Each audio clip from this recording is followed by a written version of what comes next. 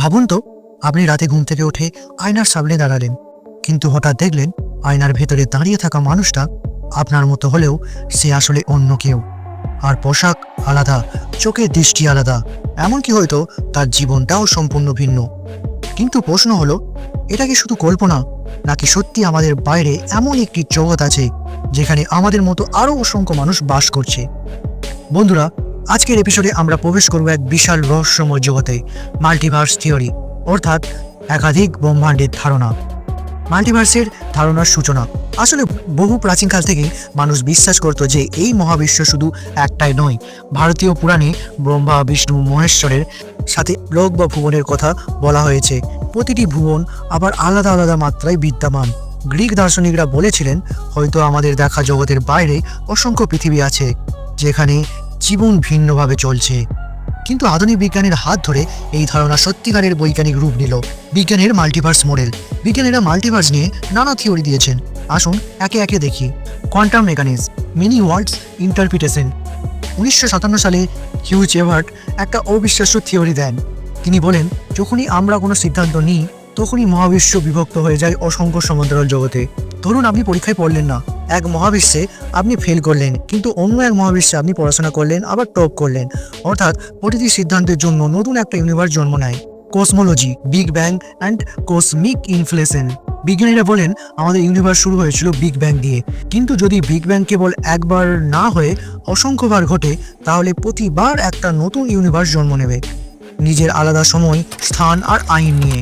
String theory and parallel dimension. String theory বলেছে মহাবিশ্ব শুধু 3 ডাইমেনশন নয়, বরং 10 বা 11 ডাইমেনশন হতে পারে। এই লুকানো ডাইমেনশনের ভেতরে থাকতে পারে অন্য ইউনিভার্স যেগুলো আমরা দেখতে পাচ্ছি না। প্যারালাল ইউনিভার্স কাহিনী। মাল্টিভার্স শুধু থিওরিতেই সীমাবদ্ধ নয়, কিছু অদ্ভুত কাহিনীও রয়েছে। The man from tower. 1954 সাল এক ব্যক্তি টোকিও বিমানবন্দরে ধরা পড়েছিলেন। তার পাসপোর্ট ছিল টাওয়ার নামের দেশের, অথচ এমন কোনো দেশ পৃথিবীতে নেই। কয়েক ঘন্টার মধ্যেই লোকটা হঠাৎ উধাও হয়ে যায়। অনেকে বলেন সে হয়তো অন্য ইউনিভার্স থেকে এসেছিলেন। Déjà vu experience. আমাদের অনেকেরই হয়েছে, হঠাৎ মনে হয় এই দৃশ্যটি আগে দেখেছি। বিজ্ঞানীরা বলেন এটা হয়তো প্যারালাল ইউনিভার্সের সাথে মস্তিষ্কের কোনো এক ঝলক সংযোগ। মাল্টিভার্সে যদি সত্যি যাওয়া যায়, ভাবুন তো, অন্য এক ইউনিভার্সে হয়তো আপনি একজন বিখ্যাত অভিনেতা বা অভিনেত্রী, অন্য এক ইউনিভার্সে আপনি হয়তো বিজ্ঞানী, আবার কোথাও হয়তো আপনার অস্তিত্ব নেই। টাইম ট্রাভেল আর মাল্টিভার্সের মধ্যে একটা গভীর সম্পর্ক আছে। যদি আমরা অতীতে যাই, মহাবিশ্ব আবার বিভক্ত হবে, নতুন এক ইউনিভার্স তৈরি হবে যেখানে ইতিহাস অন্যভাবে লেখা হবে। হলিউডও এই ধারণাকে বারবার ব্যবহার করেছে।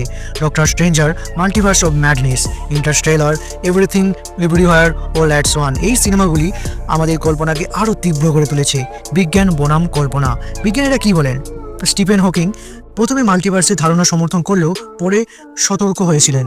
ব্রেন গ্রিনস বলেন স্ট্রিং থিওরি মাল্টিভার্সের পক্ষে শক্তিশালী ইঙ্গিত দেয়। নেল ডিগ্রেস টাইসন বলেন মাল্টিভার্সের ধারণা বিজ্ঞানের জন্য আনপ্রুভেন।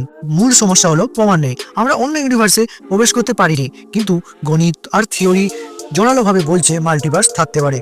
বন্ধুরা, আমরা সবাই একটা প্রশ্নের মুখোমুখি, আমরা কি একমাত্র জগতে বেঁচে আছি, নাকি আমাদের মতো আরও অসংখ্য আমি, অসংখ্য আপনি অন্য কোথাও আজও বেঁচে আছে? মাল্টিভার্স সত্যি হলে আমাদের অস্তিত্বের মানই বদলে যাবে। তাহলে হয়তো মৃত্যু মানে শেষ নয়, বরং অন্য ইউনিভার্সের নতুন যাত্রা। শেষ করার আগে আপনাদের কাছে একটা প্রশ্ন রাখছি, যদি আপনি সত্যি অন্য ইউনিভার্সে নিজেকে দেখতে পান, তবে কোন ইউনিভার্সে নিজের সাথে দেখা করতে চান কমেন্টে জানাতে ভুলবেন না।